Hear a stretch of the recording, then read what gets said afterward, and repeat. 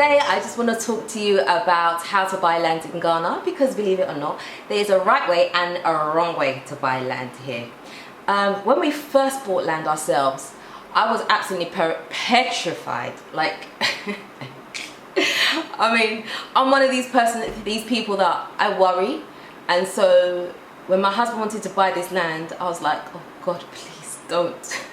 Please give him another idea. I know he wants to build, but just give him another idea, please. I'm scared about this thing. I don't want to lose all the money that we have. I don't want to lose it all in land, you know. I honestly, I couldn't handle it, really. I couldn't. But anyway, to cut a long story short, we ended up buying land, and we have since found out that the land is very much indeed genuine. So we're very, very lucky, and so we have a wonderful contact here that helps us to purchase land. So anyway, back to my original thing of how to buy land. Now, when you want to buy land, you will find that as you drive down the streets, there will be signs absolutely everywhere. Land for sale, this for sale, that for sale. Now, those ones, you can call up and try your luck, see how you feel.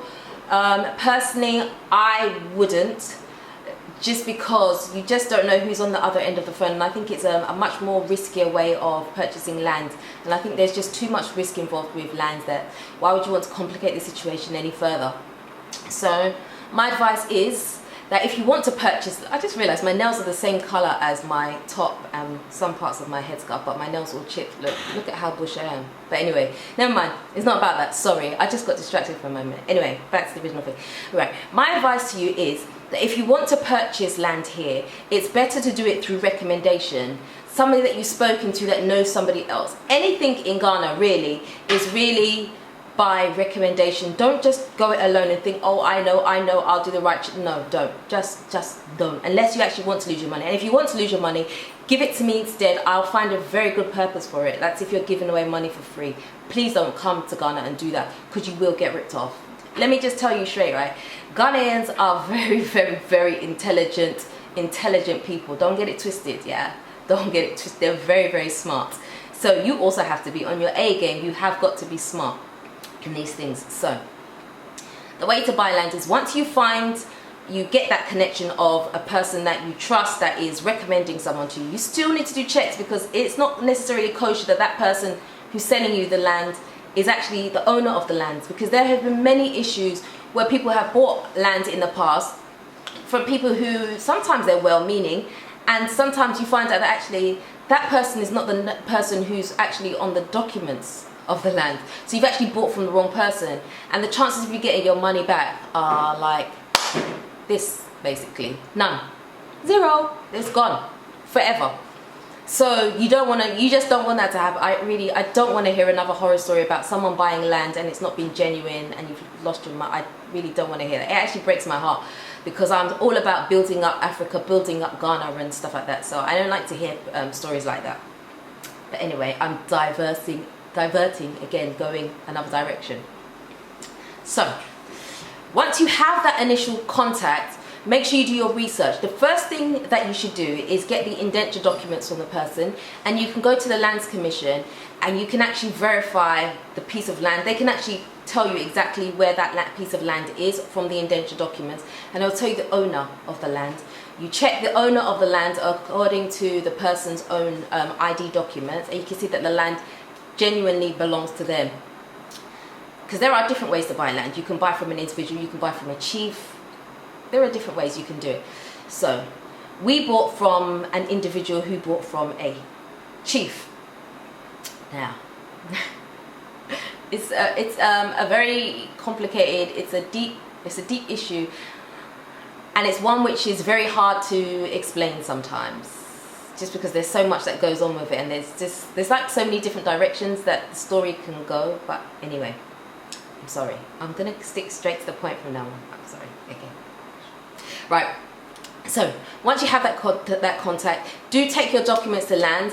They will show you and say to you, look, this is exactly where the land is. It belongs to XYZ. Once you've done that, that's your first part done. The next thing you do is you can then pay the person. Some people will take half of the payment, or it depends on the relationship you have.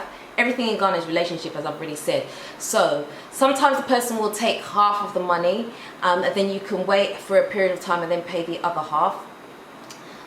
Some people won't. Some people you'll have to take the whole money. Now there are ways to check to make sure that things are genuine. One of the best ways of checking if someone is genuine is actually to know where the person lives, the person's family, that kind of thing. Then you know that that person, unless the whole family is ruthless, that person cannot run away. And believe me, Ghanaians don't like shame. Shame is like the worst thing that you can have here. So if a person is happy for you to see the family and stuff like that, the chances are they're not going to necessarily deliberately run away with your money anyway. But still, keep checking. Check and then double check, and then 3 times, 4 times, 6 times check. Check everything before you hand over all your money or do whatever you've got to do. So a very important thing, I would say the most important thing for you to do once you decide to buy land is activate that land. When you want to activate that land, it means going to the land and start digging, start doing something on that land, because I can guarantee you, you start digging and that land is not genuine, someone will turn up and say, hey, what are you doing on my land? And that is a brilliant way to test if the land is genuine or not. So you do that. You can start by putting up a small wall. It doesn't have to be a full-size wall. You can put up a small wall of maybe like 5 blocks high or something, just around the perimeter. It also prevents people from actually encroaching on your land as well, because I've also heard stories of people who have bought like a mass piece of land, like an acre of land, and as the years have gone by, the land has by itself started shrinking. And they found that they've been left with like 2 plots of land, which is ridiculous. But this is Ghana. So these are all measures that you do to protect yourself. So please, it's very important that you activate the land. And then you have to continue the process of registering the land. You have to go for the yellow paper, but there's certain things that you have to do along the way. After the indenture, my husband tells me about it all the time, and sometimes I listen and sometimes I decide to switch off because he's so excited, and it's really boring for me actually, if I'm being quite honest. But hey, he loves it. Some of it soaks in, so I'm the parts that have soaked in, I'm relaying to you, so I'm doing something, and I should say something and not something, yeah. But anyway, so you must do that, and then try and go for your yellow paper. Once you've got yellow paper, you know that you've got more security there. Before you can even get to yellow paper, I believe that you have to go to your local council, whatever it is in the area. I'm not sure. Every area they have different things. They have different. I don't know if they're called task force or something like that. They're the ones that come and write on your wall, stop work, produce permit, and that kind of thing. You need to go and approach them and apply for a permit, because otherwise you will get that big red sign on your wall. Most people do have it actually, and in fact some people do complete their houses and still get that sign because they still haven't got their permit. The amount of time it takes to get a building permit is how long is a piece of string basically. So this video is going to be very long, isn't it? Sorry. Anyhow, so once you have that, once you go to your local council, they will come and they'll also do plotting. So they plot they do something on the land, and that will then help them to get you your yellow paper. Once you've got your yellow paper, you then proceed to go to title. Once you have your title, that land is yours, mate. That land is yours. But trust me, there are plenty houses in Ghana that don't have title. Some of them don't even have yellow paper, because back in the day, the system wasn't established properly, and therefore people built houses. They had paid for the land all right, but they never had permission from AMA or anything like that. They just built their houses. It's my children again. They just went ahead and they built houses, so they don't have any documents. But those houses, they're more or less secure because they've been there for years and years and years. It's unlikely that someone's going to come and say, look, you're on my land. It doesn't really happen. Another aspect of buying land is that there are different terms of lease. Some people will lease the land to you. If you're a foreigner, they will lease the land to you for 50 years. After that, you're supposed to rebuy the land. If you are Ghanaian, then you get the land for 99 years. To be honest with you, most land in Accra now is leasehold. They used to do freehold back in the day, but now everything is leasehold. But yet, in the same time as I'm saying that, there has yet to be a known case where someone has turned up and said, oh, your 99 years or your 50 years is up, you need to repay for your land again. I don't know, I've never heard of such a case before. So, you know, even if you're a foreigner, there are still ways that you can still get 99-year lease. So it doesn't necessarily mean, oh, you're going to just buy 50 years and that's it. Because I know I wouldn't want to buy 50 years. Well, I just feel like it's a waste of time, basically. I'll blink and 50 years is up.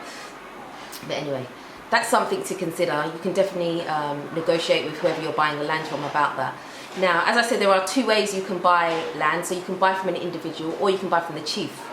Now, if you decide to buy from a chief, be prepared to do knocking, cop, cop, cop. Yes, I remember many years ago, myself and my husband wanted to buy some land in a particular area, and we went to approach the chief, and he wiped the floor with us. Seriously, he was like, look, we did it all wrong anyway. He was like, look, you've come here, you haven't even bought a schnapps, nothing. Listen, if you're gonna go to a chief, you have to make sure that you bring schnapps or some sort of drink as a way of greeting the person, because if you don't, you already got another 1,000 cities on top of that land price already, because that's already disqualified you. But not only that, you have to make sure that you have a really good relationship. I know I've said it quite a few times already in this video. Relationship with the person. If you can speak the language, that would be even better, because Ghanaians respect you more when you can speak a language. Even if you can understand it is something. Try. Don't be like me. Try. I can speak a little bit, but I'm not very good. But try. It will earn you brownie points. Even if they laugh in your face, like that's not how you say hello, you just said the word chicken. It doesn't matter, at least you've tried. They'll respect you for trying. Because most of the chiefs that you go to will first of all initially speak to you in whatever their dialect is, Ga, Fanti, Tree, whatever it is. They will speak to you like that first. Okay, so if you don't know how to speak the language, then it's probably a good idea for you to get someone to go ahead of you that can speak the language and represent you basically. But just make sure you send the person with some, because you will have to pay something. Buying from a chief, yeah. It's down to personal choice. If you can go through the knocking process and all of that, and everybody wanting something from you, then by all means do go that way. Usually if you buy from a company or individual, most of the time you'll probably pay a bit more. So that's the difference. It's just what you can handle, basically. But as I was saying, in our experience many years ago, I'm talking like 7 years ago or so, more than that now, probably about 10 years ago now. I mean, it was we just didn't have a clue. And there have been cases where the reason a piece of land goes to litigation is usually because there is an argument within the family. Sometimes a family member tries to sell you a piece of land that they do not own. It belongs to the family, but that individual has no stake in it. I have heard cases where a piece of land has been sold to an individual, and it's like the cousin of the person whose land it actually is. They may even have, believe it or not, sometimes they even have the same name. So you go to Lands Commission and you check the name, you're like, yep, that's the name that's come up. And then you find that, no, that's not the person. That was the younger sibling of someone who's someone who's someone. No. So like I said, there's a lot of checking, a lot of double checking, a lot to do. Talk to people, make sure that, you know, because Ghanaians, they're very aware of what's going on in a particular area. So talk to people, find out from people, oh, you know, who's the owner of this land, hear what the locals have to say. Don't just stick on your own and think, oh, you know, I can do this by myself. Because trust me, you will lose your money, you will. So here is, I'm going to use that word again. It's about relationship. So if you have a good relationship with other Ghanaians, I'm talking about local Ghanaians, I'm not talking about expats, I'm talking about local Ghanaians around you, you are less likely to fail. Please. So when you come to Ghana, consider your local Ghanaians, because they are the ones that know more than any expat will ever be able to tell you. Expats, I'm sorry to say, I'm sorry for an expat and you're watching it, you cannot penetrate the system as much of those of us that are well, I can say those of us, I'm not really a local, I'm not considered a local, but those Ghanaians that are actually locals. So it's good to get in with the locals, make friends with them, establish good relationship with them, and trust me, you'll find that things will work out very, very well for you. Don't be scared to buy land, please. This video is not about scaring you into buying, but into being afraid to buy lands, okay?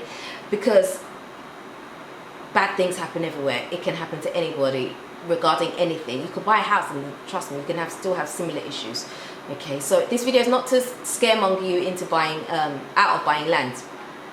I'm just here to give you the facts basically of what I have seen, my personal opinion of what I've seen when it comes to buying land.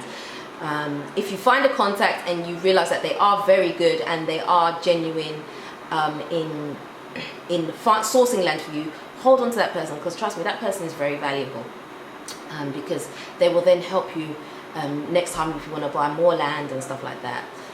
Sorry, there's a bug on my window and I'm not very good with bugs. Oh Lord. Okay, anyway, I think I've spoken enough for today. That is enough, guys. Until next time, and death to the bug. Sorry, I do kill bugs. I'm really sorry if you're an animal lover, but yeah, I do kill bugs. So anyway, I'm gonna do that right now. Until next time, guys, peace out.